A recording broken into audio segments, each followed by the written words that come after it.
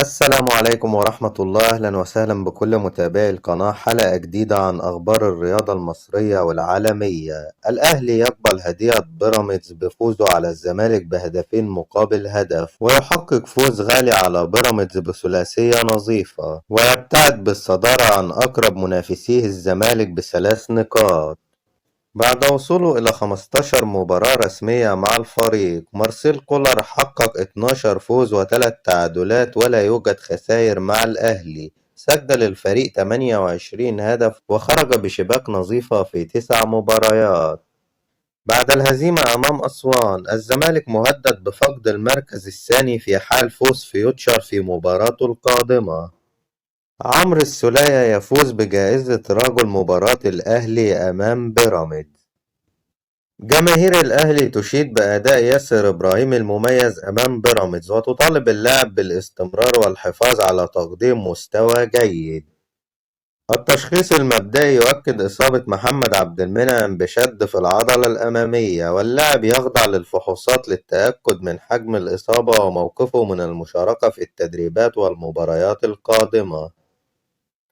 التشخيص المبدئي يؤكد إصابة كريم فؤاد بكدمة قوية في الركبة، واللاعب يخضع للفحوصات والأشعة للإطمئنان عليه بشكل أفضل.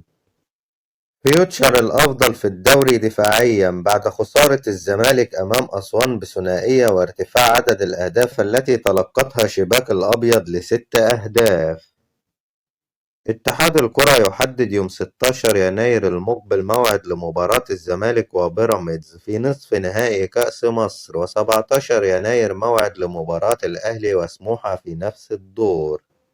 سيد عبد الحفيظ بعد الفوز على بيراميدز: نحتاج إلى صفقات قوية في يناير في ظل ضغط المباريات واشتراك الأهلي في أكثر من بطولة محلية وقارية وعالمية. مارسيل كولر حدد مطالبه بالفعل، ونعمل على التعاقد مع اللاعبين الجدد خلال الأيام الحالية. عودة أكرم توفيق ومصطفى شوبير من النمسا بعد إجراء جراحة ناجحة. مارسيل كولر بعد مباراة بيراميدز: استاد القاهرة من أفضل الملاعب في مصر إن لم يكن الأفضل، وأتمنى اللعب كل المباريات عليه، وإدارة النادي وعدتني بذلك، وستساعدني على الاستمرار في استاد القاهرة لأنه أفضل ملعب تستطيع أن تلعب عليه ويحلم به أي مدرب. بعد انتشار أخبار عن أن إدارة بيراميدز استقرت على إقالة المدير الفني تاكيس كونياس، والاتفاق مع الفرنسي باتريس كارتيرون على تولي القيادة الفنية للفريق خلال الفترة القادمة. أحمد حازم مدير أعمال تاكيس كونياس: لم نتلقى أي إخطار أو حتى اتصال من بيراميدز يفيد بفسخ التعاقد وديا أو رسميا.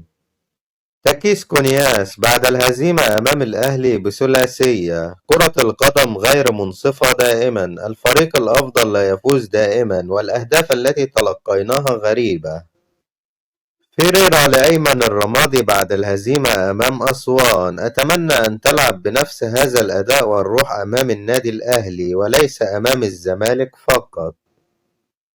أحمد الشناوي وسمير عثمان: هناك طرد مباشر لمحمد الشيبي مدافع بيراميدز لم يحتسب، وهناك إنذارين لرمضان صبحي لم يتم احتسابهم، وبذلك هناك طردين لبيراميدز أمام الأهلي ولم يتم احتساب أي منهم.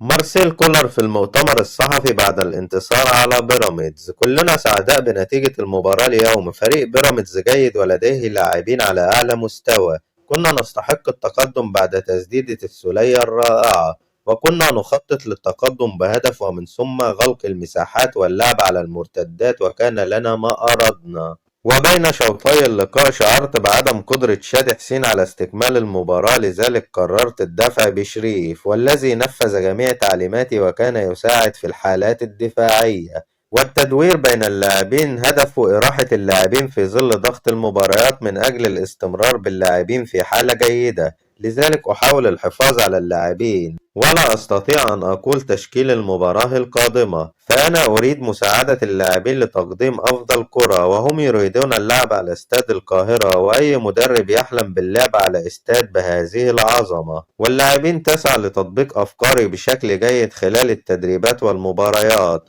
الفوز الذي حققناه جيد، وسوف يساعدنا المكسب على العمل بأريحية خلال الفترة القادمة. مرتضى منصور رئيس الزمالك بعد الهزيمة أمام أسوان مش لاقي في اتحاد الكرة راجل علشان ألطشله على وشه. وفوق يا جمال يا علام، انت فاكر نفسك رئيس اتحاد الكرة بجد؟ ولجنة الحكام دي لا مؤاخذة خدامين عند أحمد شوبير، والواد أمين عمر ده منحرف ولو شفته في الملعب هجيبه من قفاه. ولا يوجد رد حتى الآن من اتحاد الكرة على رئيس الزمالك. لا أرى لا أسمع لا أتكلم. طارق يحيى منتقدا فريرة بعد الهزيمة أمام أسوان على قناة الزمالك. أسامة نبيه قايم من على الدكة يتكلم مع اللاعبين، قام فريرة وقال له لا اقعد وما تتكلمش مع حد. وأنا مش عارف فريرة ده فارد نفسه على إيه. مرتضى منصور: فريق الزمالك اتهان في أسوان ولا أعتقد أن هذا جمهور أسوان الحقيقي، فكيف يتم سباب شيكابالا في بلد أسوان؟ وما حدث اليوم غريب جدا. الإعلامي محمد شبانة: الأهلي دخل بقوة مع الزمالك في صفقة مروان عطية، ورئيس الاتحاد السكندري يعلن موقفه. النادي اللي هيجيب رغبة ممضية من اللاعب أنا هوافق إنه ينتقل إليه. وكان هناك مفاوضات من الأهلي لضم اللاعب أحمد رفعت، ولكن الوحدة الإماراتي رفض التفريط في اللاعب. والأهلي يقترب من ضم مهاجم أفريقي يلعب في أحد الأندية الأوروبية. هاني حتحوت: مارسيل كولر طلب ضم اللاعب عمر كمال عبد الواحد من صفوف فيوتشر في الانتقالات الجارية، والأهلي يسعى لتحقيق مطالب المدير الفني. أيمن الرمادي مدرب نادي أسوان: نداء إلى من ينظم مواعيد جدول المباريات، احترموا شعائرنا واحترموا مواعيد الأذان والصلاة يرحمكم الله، فلا بارك الله في عمل يلهي عن الصلاة. رئيس الاتحاد الدولي لكرة القدم فيفا يطالب جميع الدول بإطلاق لقب الأسطورة بيليه على أحد ملاعبها بعد وفاته. انتهت أخبارنا. لو لسه ما اشتركتش في القناة اشترك دلوقتي وفعل زرار الجرس علشان يوصلك كل فيديوهاتنا الجديدة. ادعم الفيديو بلايك، والسلام عليكم ورحمة الله.